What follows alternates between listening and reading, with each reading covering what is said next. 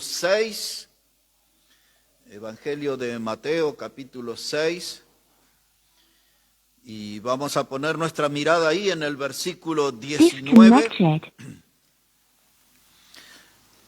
Aquí hay un pasaje que nosotros conocemos bastante en la Escritura y que tiene aquí unas enseñanzas muy ricas, muy profundas para nosotros, que nos llevan a posturas definitivas en nuestra vida cristiana.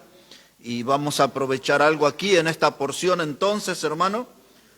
Mateo capítulo 6, verso 19, dice el Señor Jesús: no os hagáis tesoros en la tierra, donde la polilla y el orín corrompen, y donde ladrones minan y hurtan, sino haceos tesoros en el cielo, donde ni la polilla ni el orín corrompen, y donde ladrones no minan ni hurtan. Porque donde esté vuestro tesoro, allí estará también vuestro corazón.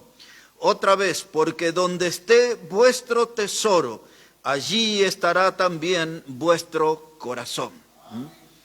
Pero el título, hermano, de nuestro mensaje es: donde está tu tesoro, puede estar tu perdición. Donde está tu tesoro, puede estar tu perdición. Y aquí comenzamos en este pasaje, hermanos, con una advertencia, ¿no? Que donde no debemos hacer tesoro, es el consejo del Señor, es en la tierra. Las razones son explicadas porque dice que la polilla y el orín corrompen aquí en esta región.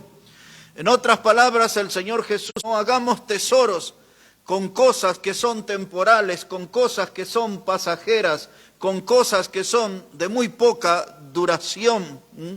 Entonces, Él le está diciendo que si usted se enreda su corazón en las cosas de la tierra, en las cosas de esta vida, entonces en eso usted va a poner toda su energía, en eso usted va a poner toda su atención, en eso usted va a invertir todo su tiempo.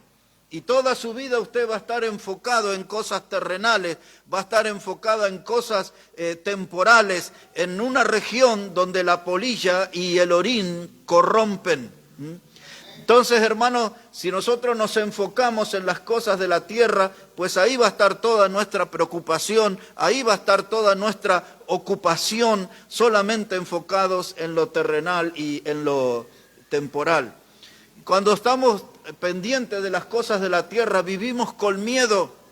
Uno de los miedos es el de perder lo que tenemos. Y entonces estamos preocupados por las cosas materiales. Y ese temor, si lo pierdo, si me falta algo.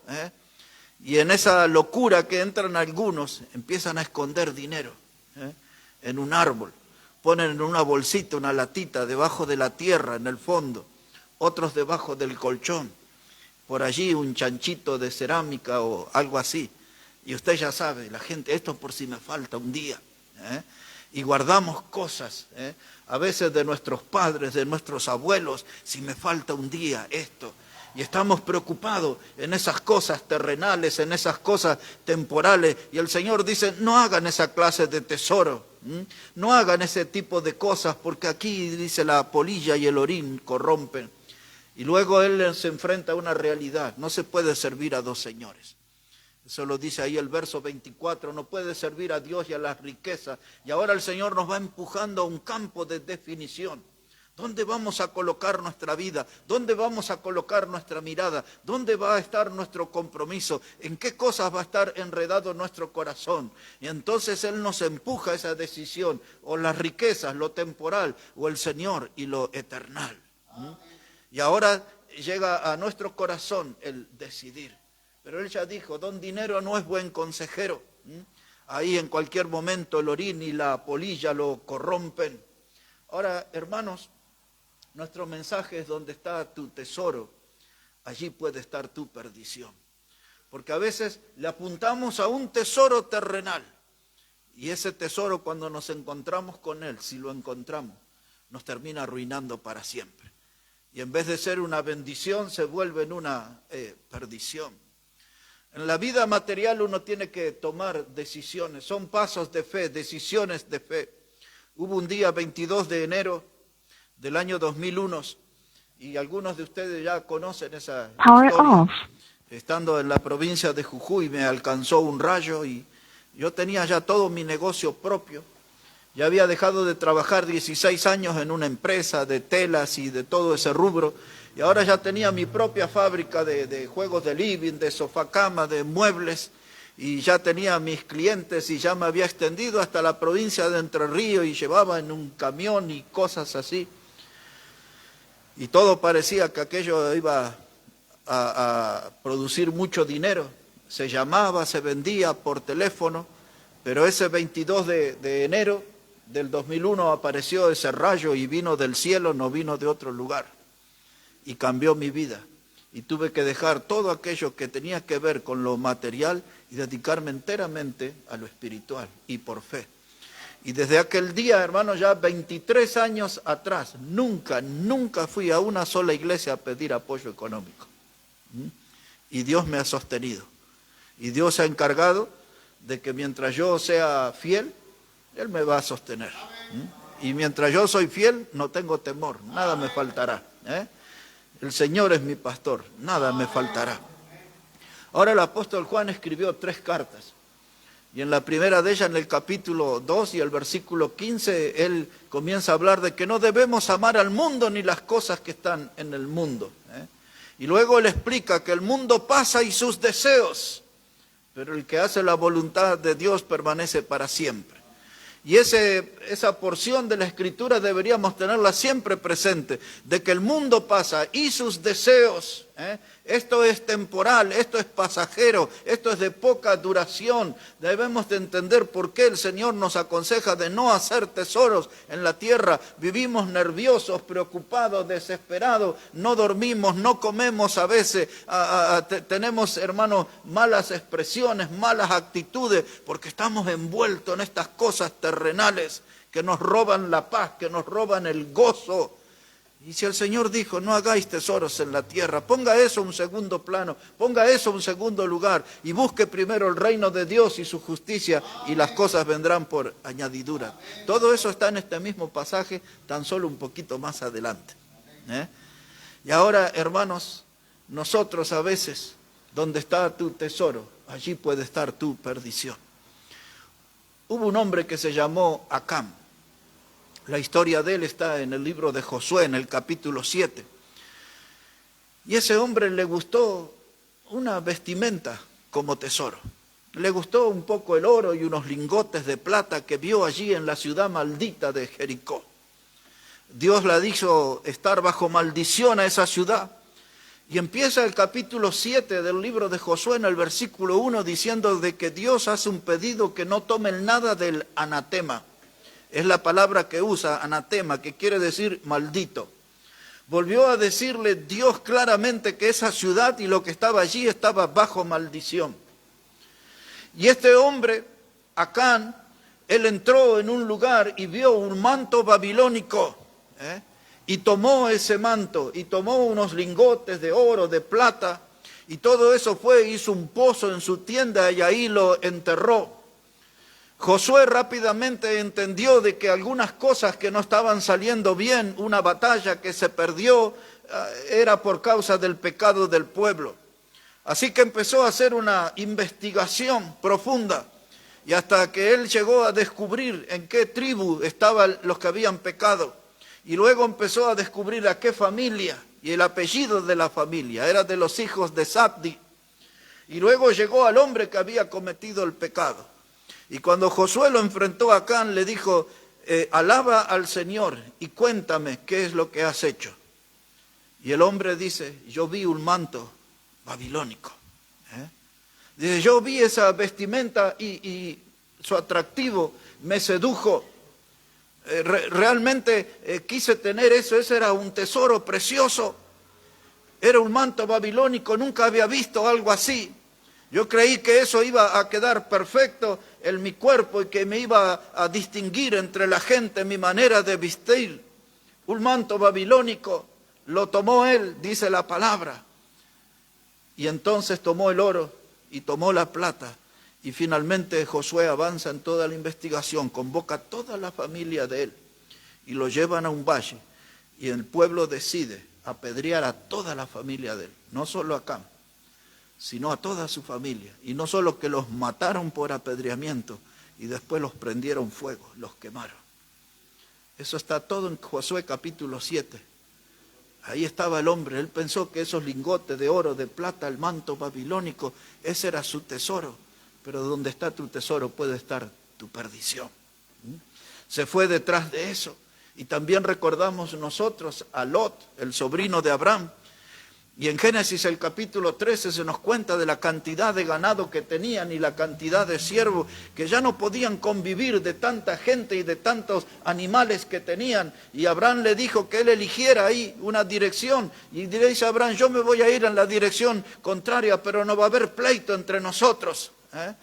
Y entonces dice que Lot levantó la mirada y vio allí el valle fértil y se fue detrás de ese lugar. Y dice la Biblia, y fue poniendo sus tiendas hasta Sodoma y Gomorra.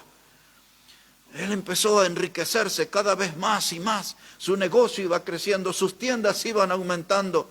Y esa búsqueda del dinero, esa búsqueda de lo material, esa búsqueda del tesoro terrenal, lo llevó hasta Sodoma y Gomorra.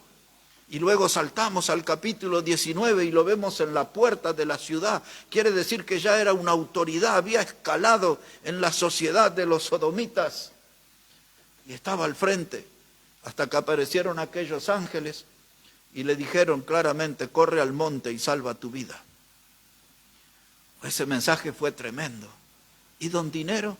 ¿Y las cuentas en el banco? ¿Y el ganado? ¿Y el vestuario que tengo? Toda la ropa en el ropero, ¿y eso? ¿Qué voy a hacer con eso? Ese es el tesoro de la perdición. ¿Quieres perder tu vida? Quédate con todo ese tesoro. Pero lloverá fuego y azufre en este lugar. Los yernos de él pensaban que se reían, que no hablaba en serio.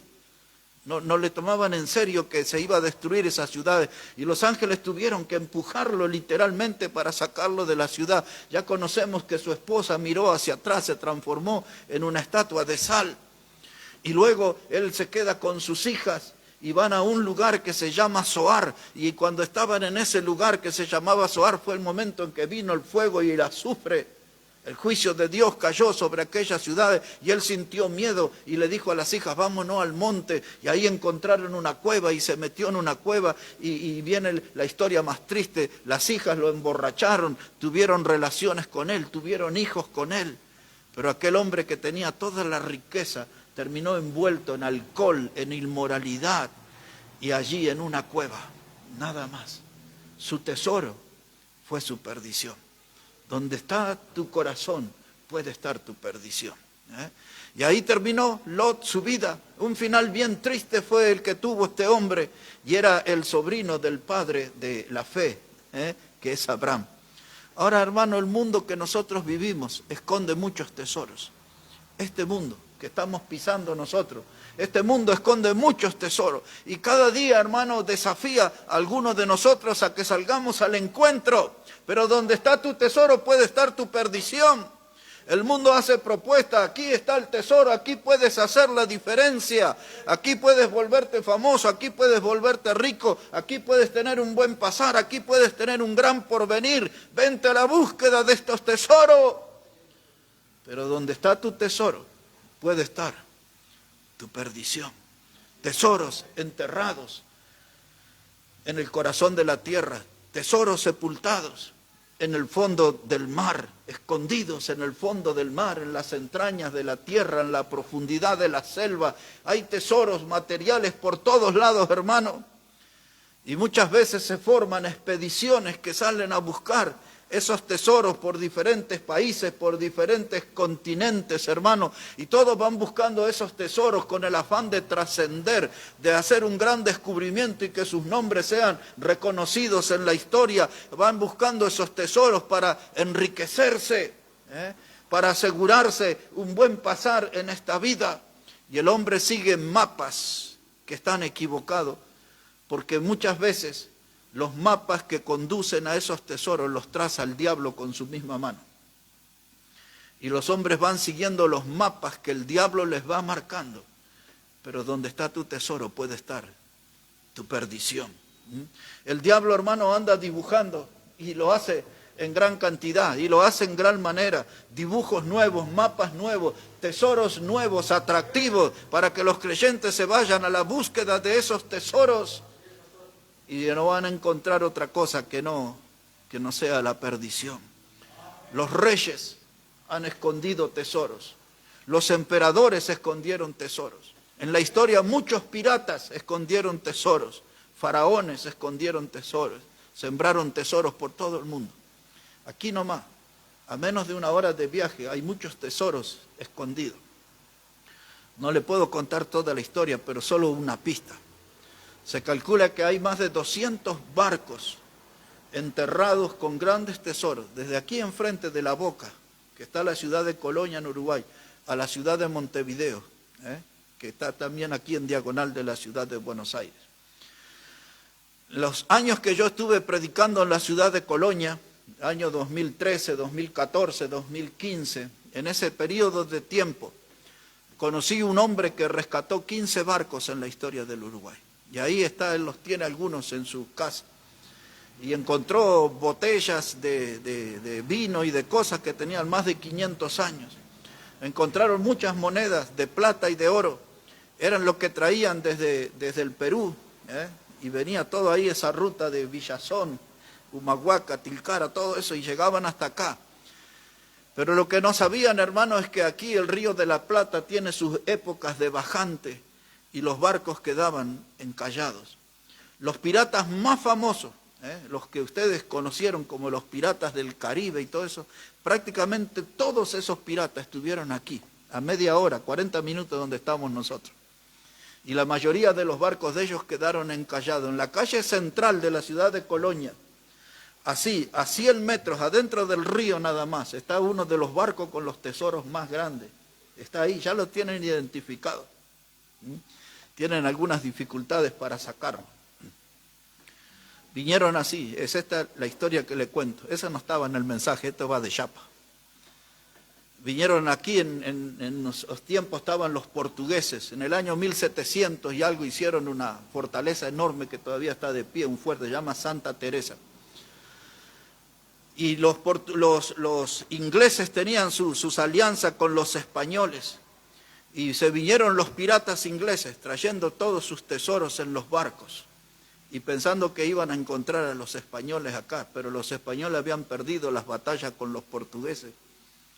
Y los portugueses no querían a los ingleses y los bombardearon y le hundieron los barcos, estos que le estoy hablando aquí, que están ahí enterrados. Y le tiraron ahí, hermanos, toneladas de escombros, de piedras encima, porque en otra época del año el río iba a crecer y esos barcos iban a salir a flote. Entonces, para que no volvieran a salir a flote y no vinieran los piratas a buscarlo, le tiraron todas esas toneladas. Y debajo de esas toneladas están esos barcos, ya están identificados ahí.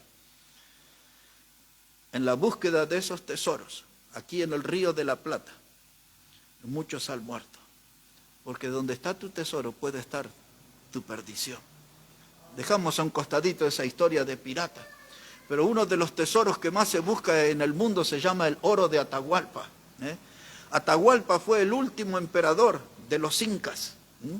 Eso tiene mucho que ver con la historia de Bolivia también. Pero fue allá por el año 1553, un hombre que se llamaba Pizarro, uno de los conquistadores, vino al Perú. Y este hombre en un momento toma como prisionero al emperador Atahualpa, el máximo líder de los incas. Y entonces él pide a cambio que una recompensa, y tenía que ser una habitación llena de oro.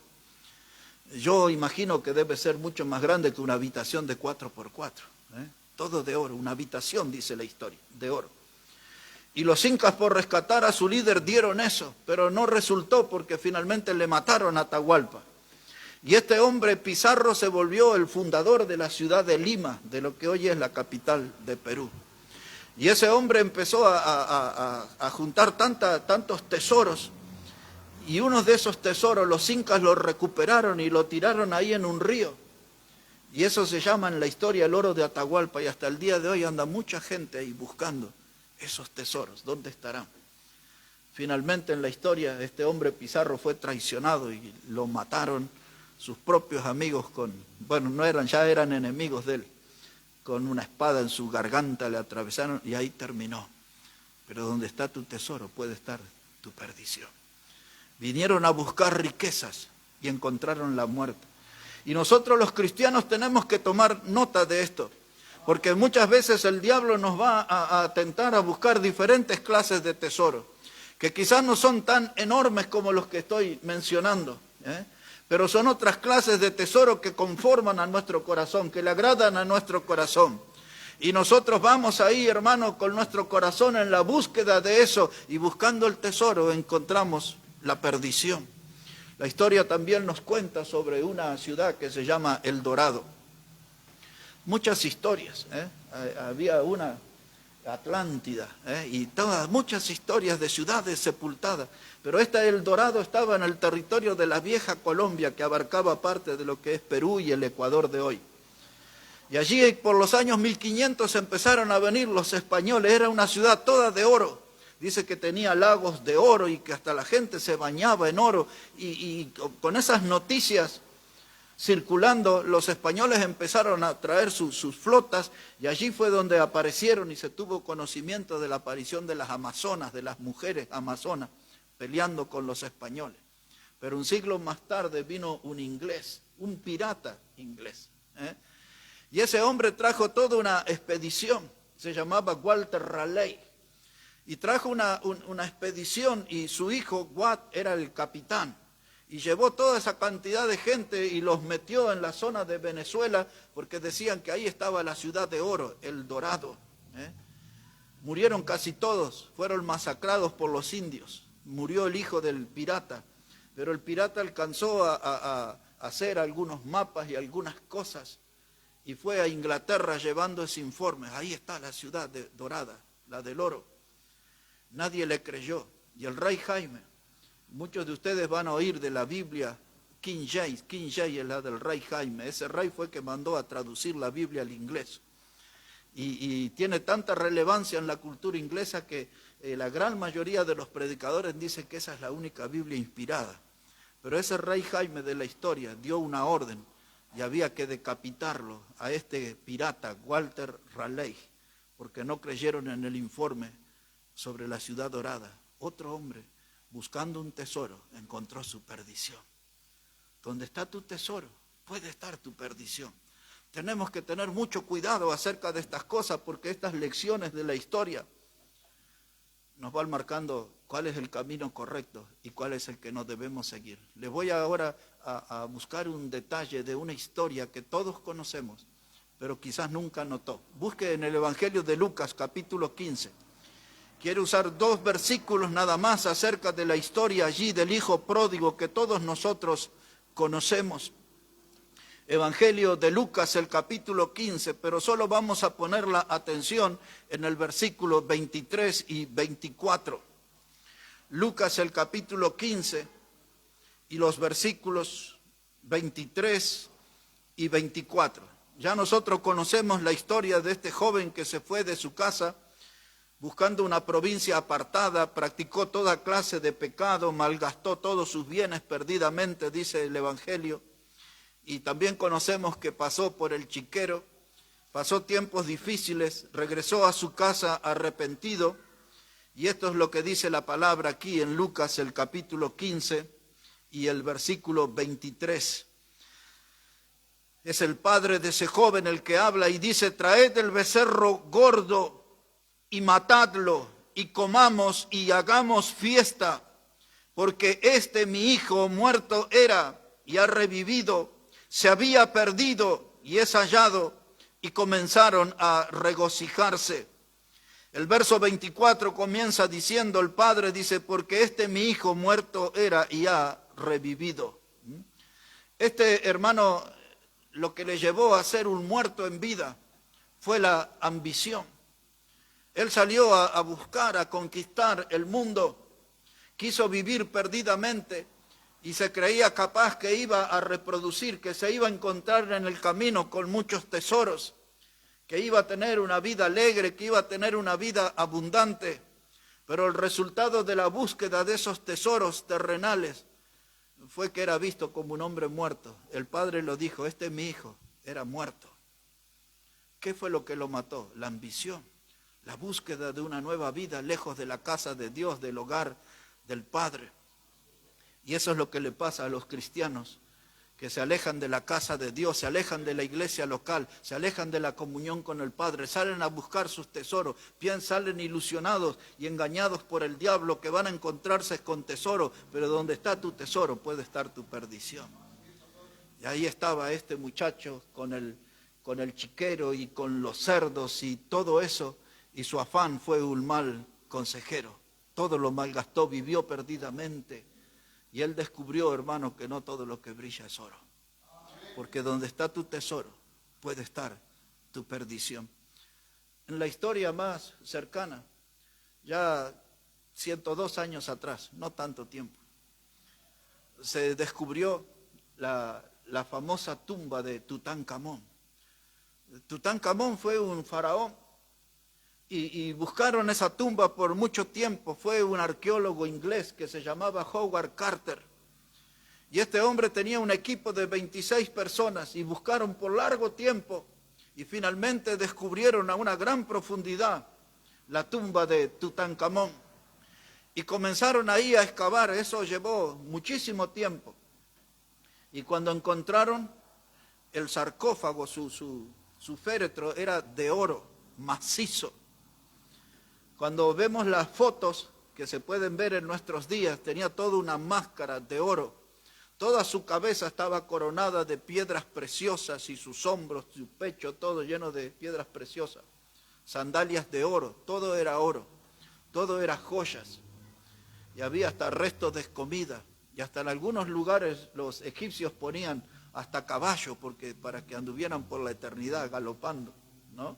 Y le dejaban comida por si tenían necesidades, y todas esas cosas que le dejaban de oro es porque ellos pensaban que esos muertos iban a necesitar en la eternidad. Hay gente tan afianzada a lo material que pensaban que aún en el más allá el dinero les iba a ayudar, la riqueza material. Pero donde está tu tesoro puede estar tu perdición.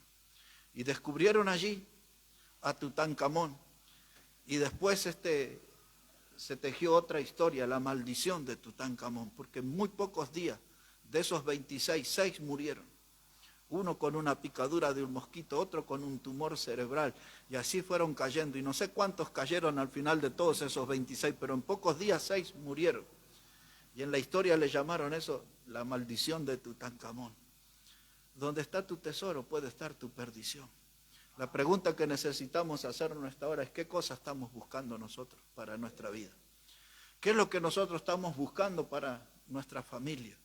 ¿Qué es lo que nosotros estamos buscando para nuestra congregación? ¿Acaso empezaremos a tener mensajes de una congregación próspera con todos sus autos de alta gama y sus dineros y cuentas bancarias? ¿Vamos acaso a empezar a predicar ese tipo de cosas que lo hacen tantas iglesias? Tenga cuidado, porque donde está su tesoro puede estar su perdición, puede estar su perdición. Tenemos que tener mucha atención a las cosas que seguimos, porque en nuestros días el diablo impuso algo que nosotros le llamamos la egiptomanía. La egiptomanía es el amor por lo mundano, es el amor por Egipto, de eso predicamos el jueves. La egiptomanía es el amor por lo mundano. Y hoy la gente va más a las iglesias buscando una recompensa material que una bendición espiritual. Van buscando descubrir un camino nuevo de prosperidad económica que de bendición del cielo. Y hermanos, nosotros, no todo lo que brilla es oro. Hasta la gente del mundo lo sabe eso. Pero donde está tu tesoro, allí puede estar tu perdición. La egiptomanía, una postura nuestra en contra de eso. Busque un momento ahí Hebreos, el capítulo 11. Hebreos el capítulo 11, versículo 25. El jueves leímos este pasaje y algo más de su alrededor, pero yo les dije que iba a hablar alguito sobre esto. Hebreos el capítulo 11, versículo 25. Este pasaje viene hablando sobre Moisés. Y mire cómo él es recordado aquí en la Escritura. Hebreos 11, verso 25, dice la palabra, voy a leer el 24 también, dice, por la fe Moisés, hecho ya grande, rehusó llamarse hijo de la hija de Faraón, escogiendo antes ser maltratado con el pueblo de Dios que gozar de los deleites temporales del pecado, teniendo por mayores riquezas el vituperio de Cristo que los tesoros de los egipcios, porque tenía puesta la mirada en el galardón. En antiguos mensajes, yo ya he predicado cómo Moisés eligió ser maltratado con su pueblo, ya he predicado un mensaje sobre los deleites temporales del pecado, ya he predicado un mensaje sobre los galardones, pero hoy quiero que pongamos la mirada aquí en dos cosas. En primer lugar, en lo que leímos en el verso 24, que dice que Moisés rehusó llamarse hijo de la hija de Faraón. Rehusó. Quiere decir que renunció a ese que era su derecho, que era su privilegio. Y él dice, no quiero saber nada. Y él comienza a desligarse de Egipto. Empieza a romper sus cadenas sentimentales, su dependencia de Egipto. Dice, no quiero saber nada con la familia del faraón. En la prédica del jueves, nosotros hablamos allí, hermano, que el faraón representa al diablo, con su látigo que sometió al pueblo de Dios. Y él estaba renunciando, y yo les dije que tenemos que aprender a dinamitar todos los puentes que nos ligan al pasado, a nuestra vieja vida. Hay que dinamitar, que explote, para que no volvamos atrás y que se haga real eso que decidí seguir a Cristo, no vuelvo atrás. No me vuelvo a Egipto. Y buscamos allí en el Números 11 y el Números capítulo 14, donde la gente extrañaba, ¿se acuerdan? Los puerros y los pepinos y los melones y los pescados de Egipto y las cebollas y los ajos. Y después decía que el pueblo volvió a llorar y le decían, vamos a buscar un capitán y vamos a volver a Egipto. Eso pasa en la mayoría de las iglesias, donde alguien un día levanta la voz y dice, vámonos al mundo, vámonos detrás de esto, de lo otro, y se terminan yendo de la iglesia, el manadas, hermano. Esa historia pasa muy seguido, y nosotros no estamos libres de experimentar eso. Por eso tenemos que estar atentos. Hay que cortar con el pasado, con la vieja vida, con las viejas amistades, con los viejos lugares donde el pecado nos destrozó, donde el pecado nos hizo daño. Y ahí está, dice, yo no quiero saber nada, rehúso ser miembro de la familia del faraón, hijo de la hija del faraón. Y ahora aquí está la otra parte que tengo mucho interés, que es la que dice el verso 26. Dice, teniendo por mayores riquezas el vituperio de Cristo que los tesoros de los egipcios. Los tesoros de los egipcios. Imagínense que el que figuraba como padre de Moisés, o el padre de la que era su madre postiza, podía tener tesoros como Tutankamón. Un sarcófago de oros y sandalias de oro y máscaras de oro y piedras preciosas, las que quisiera, todas las riquezas. Y Moisés podía tener todo eso también, hermano. Pero él dijo, no quiero saber nada con don dinero, no quiero saber nada con lo material, porque él aprendió, hermano, que donde está tu tesoro puede estar tu perdición. ¿Qué clase de tesoros buscamos nosotros? ¿A qué clase de tesoros se está apuntando en nuestro corazón? Porque nuestro corazón, hermano, es una bomba de sentimientos. Y a veces cuando guiamos, o dejamos que el corazón nos guíe un tesoro equivocado, el corazón explota de verdad. Rompemos todo en nuestra vida, porque vamos detrás de lo equivocado. El diablo sigue haciendo mapa, el diablo sigue dibujando, hermanos. Pero el mensaje de hoy era para que nosotros nos paremos frente al Señor y empecemos a renunciar a los tesoros terrenales, a diferentes cosas de la vida terrenal. Hay que empezar a meter mano en el asunto y a cortar puentes con la mundanalidad, con las tinieblas, con los lugares donde el diablo anda allí de la mano con muchos que a veces son de nuestra propia fe. Y tenemos que ponerle un punto y decir, hasta ahí no llego yo. Mi compromiso es con Cristo. El texto aquí habla de los vituperios de Cristo. Yo quiero llevar la humillación de Cristo, yo quiero llevar la cruz de Cristo. Yo sé que mi Salvador fue humillado, fue abofeteado, fue escupido, fue lastimado, fue clavado, fue crucificado. Se burlaron de Él. Yo quiero llevar en mi vida los vituperios de Cristo. Estoy identificado con eso, no con las riquezas del moderno Egipto.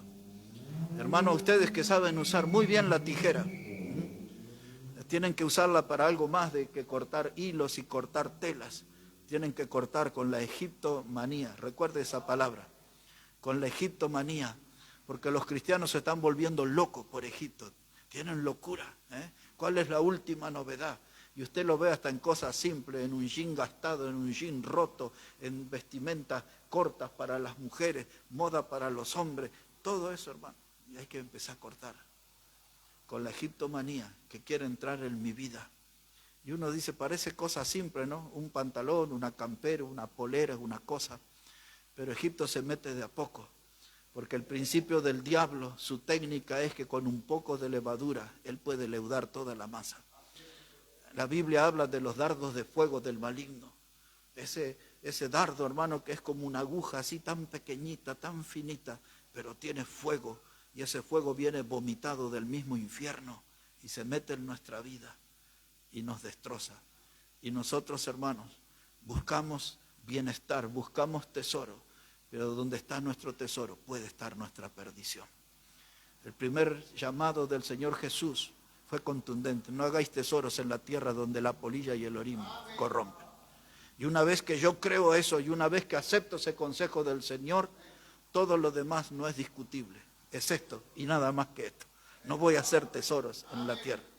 Le voy a terminar este mensaje con una historia que vamos a sacar ahí una lección. Pero la mayoría de ustedes no conoce esto y quiero dejar grabado cuál debe ser nuestra postura. Si puede acompañarme a 1 de Samuel, capítulo 5. Y ahí ya vamos a terminar. No sé, me parece que fue todo muy rápido en nuestro mensaje hoy. Pero ahí, 1 de Samuel, el capítulo 5, versículo 1. Mire cómo dice la palabra de Dios. Primer libro de Samuel, el capítulo 5 y el versículo 1. Ahí aparecieron los filisteos de los cuales hablamos el domingo anterior. Y ellos estaban en una de las 5 ciudades que se llamaba Asdod. Hasta el día de hoy tienen ese nombre. Y entonces dice así la palabra de Dios, hermanos. 1 de Samuel, el capítulo 5, versículo 1. Dice, cuando los filisteos capturaron el arca de Dios, le llevaron desde Ebenezer a Asdod. Y tomaron los filisteos el arca de Dios y la metieron en la casa de Dagón. Y la pusieron junto a Dagón. Y cuando al siguiente día los de Asdod se levantaron de mañana, he aquí que Dagón estaba postrado en tierra delante del arca de Jehová. Y tomaron a Dagón y lo volvieron a su lugar. Y volviéndose a levantar de mañana el siguiente día, he aquí que Dagón había caído postrado en tierra delante del arca de Jehová.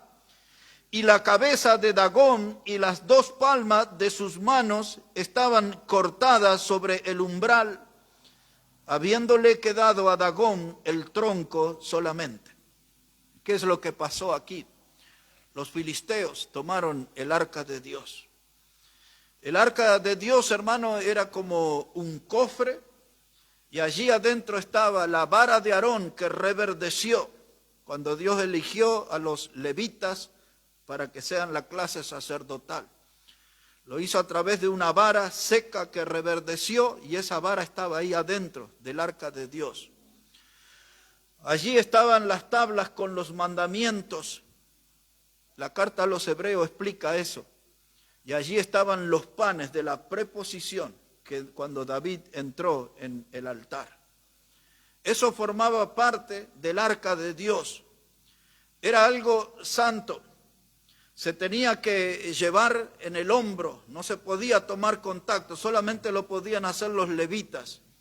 Y tenían que ser con unas varillas de una madera, que ahí está explicada la madera que se tenía que usar.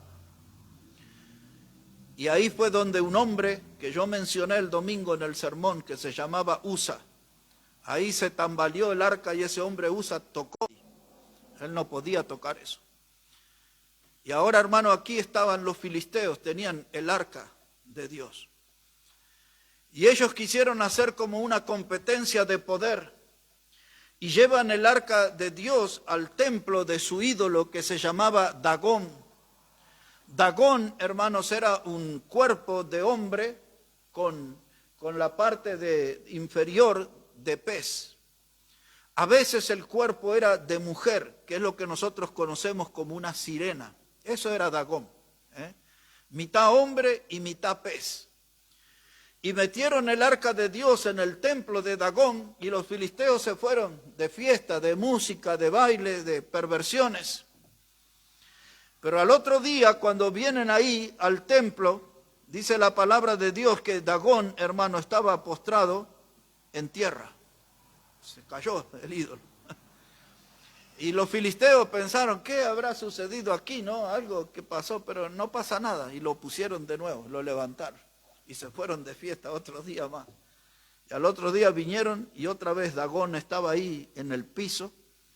Estaba ahí todo roto. Solo le quedaba ahí la espalda. Y Dios había mostrado quién era el que tenía el poder ahí. Y yo estoy usando aquí esta figura. Porque los tesoros que nosotros buscamos pueden ser un falso Dios. Vamos a la búsqueda de un tesoro que es un falso Dios. Y nuestros planes sin Dios, hermanos, se van a derrumbar todo como este ídolo. Todos nuestros planes sin Dios se van a derrumbar como este ídolo. Un plan de noviazgo y matrimonio, un plan de negocios, un plan de estudios. Cualquiera sea el plan de nuestra vida, hermano, que no tiene lugar para Dios, eso se va a derrumbar como este ídolo. Se va a hacer trizas, hermanos, como este ídolo. Y si Dios, hermano, no está en mis planes, si Dios no está en mis metas, si Dios no está, hermano, en mis objetivos, yo tengo que abandonar esos planes, porque si no voy a buscar un tesoro y me encontraré con la perdición. Tengo que asegurarme en el proyecto de vida para mis hijos, para mis nietos, de que esté a Dios, hermano, en esos proyectos. Levantar la voz y decir, denle un lugar a Dios en ese plan. Pónganlo a Dios en primer lugar en su vida.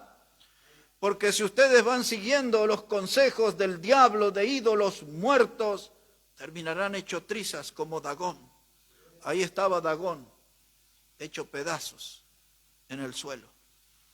Y yo decía en esta mañana para mí que el poder que destruyó a Dagón destruya nuestros planes en el cual no le dimos lugar a Dios.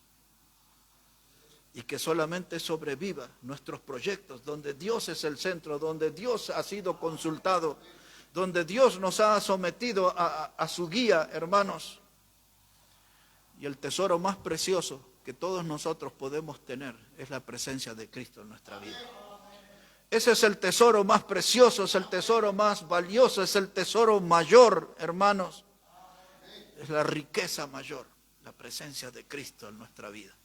Nuestra comunión con Él es un precioso tesoro.